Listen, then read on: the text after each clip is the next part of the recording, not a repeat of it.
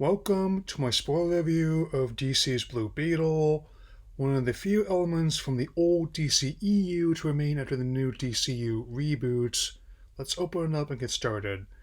The film opens on a frozen dig site where Victoria Cord, played by Susan Sarandon, and full Let Me Speak to Your Manager, Hair and Mannerisms, has found an alien artifact that will be our MacGuffin for this movie, the Scarab. The credits roll in a fashion that gives me Monsterverse flashbacks, complete with expositional newspaper clippings and redacted government documents. We transition to Palmyra City, where Jaime Reyes, played Zola Maraduena of Cobra Kai fame, is returning home after getting his law degree at Gotham City U. However, while his family is happy to see him, all is not well. His father Alberto, played by Damien Alcazar, is recovering from a heart condition. The business closed as a result, and if they don't find work within 3 months, their home will be repossessed. That's all within the first 10 minutes, by the way.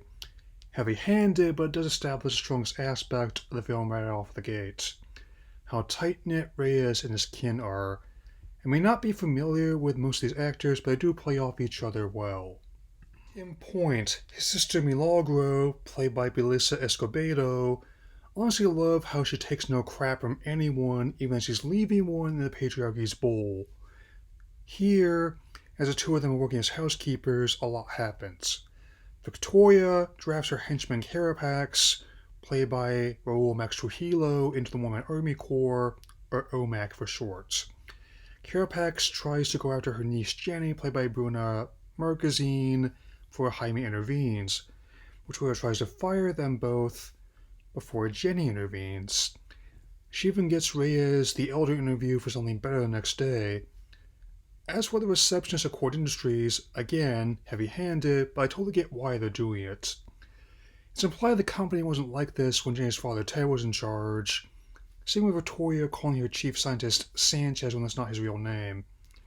It's actually Jose de la Cruz, played by Harvey Guillen, of FX's What We Do in the Shadows. I admittedly also like the allusions to Mesoamerican TV and film, which only should have been played up more. This is also enjoyed by their grandma, played by Adriana Barraza. While Jaime nails the interview, Jenny discovers her aunt's plan for the scarab and smuggles it out in a big belly burger box. Well, I'm just glad it's not a CGI baby in a microwave this time. Not till he gets back home that it really hits the fan, as the scarab fuses with his spine, making him the Blue Beetle in the vessel of Kaji Da, voiced by singer/actress Becky G. Test flight is one of many familiar elements in the script from Gareth Doné Alcocer, and we'll get into more later. Likewise, Carapax is serving as Victoria's henchman/attack dog, and not just with his OMAC armor being in red contrast to the blue suit Jaime wears. He and Victoria are apparently connected to the Iran-Contra scandal and the infamous School of the Americas. Not quite the League of Shadows having a hand in the Black Plague, the sacking of Rome, and the Great Fires of London, but it's fine. As for Rudy's infamous line about Batman, it is rooted in comic lore. Unfortunately, said lore is also from the highly controversial Count Infinite Crisis storyline. All joking aside, I do believe he cares for his family, especially Jaime. He'd be willing to do anything for them, even serve as getaway driver. Not kidding about that. When he and Jenny go back to Cord Industries to get the key to her father's old lab, on top of Rudy serving as getaway driver, he also provides distraction, the classic Latin American show, El Chapulín Colorado. Then they had to escape and encounter phase 1 of Big Bad Carapax. Special effects might technically be marginally better than The Flash, but still looks very much like a project originally meant for streaming by way of a game with Justice 2. That said, I am still okay with Batgirl being released as an Elseworld project. Yes, I am still holding out for that. I'm going to be honest as I'm known to be. I'm not a huge Blue Beetle fan. My knowledge is more or less limited to the video game Injustice 2 and his appearance in Young Justice, so as the animated film Justice League vs. Teen Titans. I know the character must have some fans based on the online discourse, but in the broader pop culture landscape, I'm not sure Blue Beetle has the same level of pull as Batman, Superman, Spider-Man, or even the Teenage Mutant Ninja Turtles. That being said, I don't agree with the detractors claiming they went too far with the cultural elements. Personally, I argue they didn't go far enough, since I like the Shang-Chi and the Black Panther films made those the heart of their entire movies. In the latter case, it seems like they were trying to do something similar. Here, the culture being represented is not African, but Mesoamerican.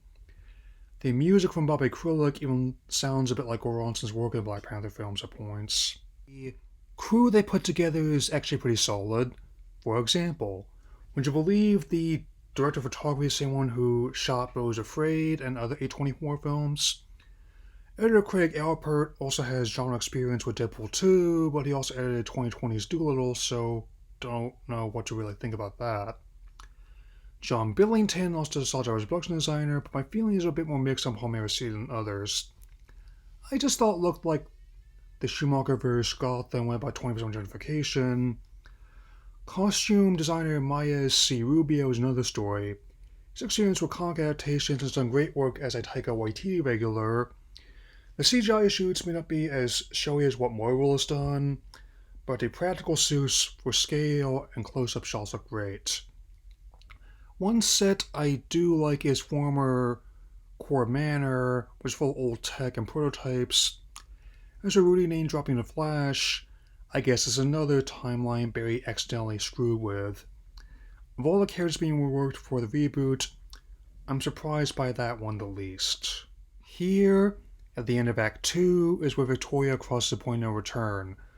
Her mercenaries attack the Reyes home in an attempt to get to Jaime and the Scarab. Don't have much added discourse about the subtext, but I will say for what's one of their lighter films, the scene is kind of dark and Snydery. Zack did seem okay with showing his kids' movie at least. The result, Jaime ends up getting captured, Alberto dies of cardiac arrest, and the house is blown up. Jaime is taken to Victoria's compound, who is determined to take the Scarab even if it kills him. I'm not an expert on the character, but this movie does at least establish that both Dan Garrett and Ted Kord held the title before.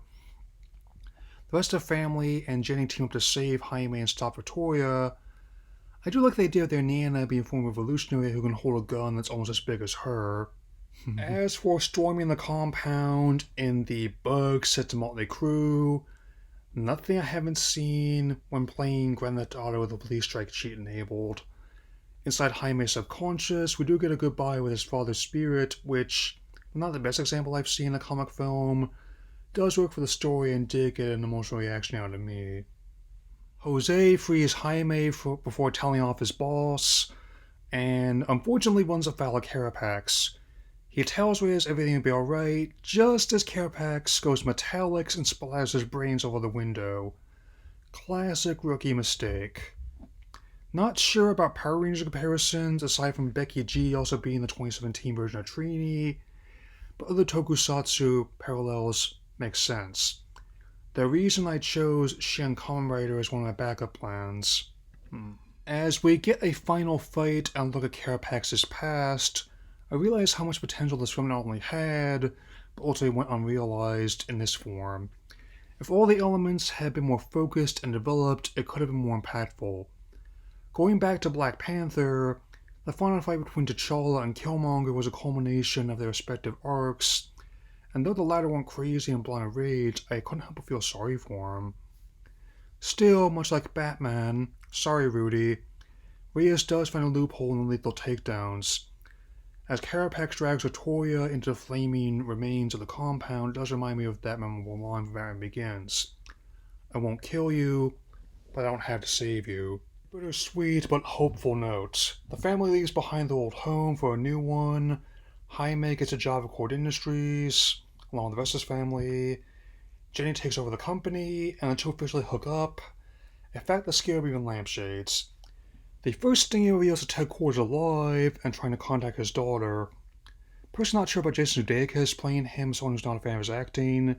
Jason Segel, maybe. Bill Hader, definitely. The second stinger has another callback to El Chapulín, Colorado, and it's admittedly not the worst gag to close on. Film, despite being among the better received films in the franchise, has ironically ended up as a successful, grossing $72 million in the US and $129 million worldwide on a budget of $104 to $120 million.